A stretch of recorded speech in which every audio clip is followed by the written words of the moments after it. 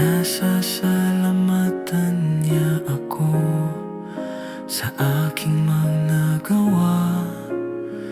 Ngunit sa loob ko'y may isang pagnanasa, isang damdamin na nais kong bigkasin, upang sabihin na siya ay espesyal at natatangi sa bawat paraan.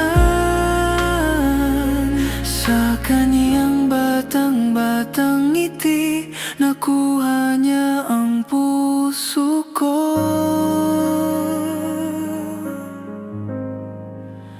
Ang tinig niya'y umuugong sa isip ko at nanatiling manatili magpakailanman. Ang pangalan ko ay tila perpektong tono mula sa kanyang mga labi. Kaya't nanahimik ako at matyagang hinihintay ang araw na upang sabihin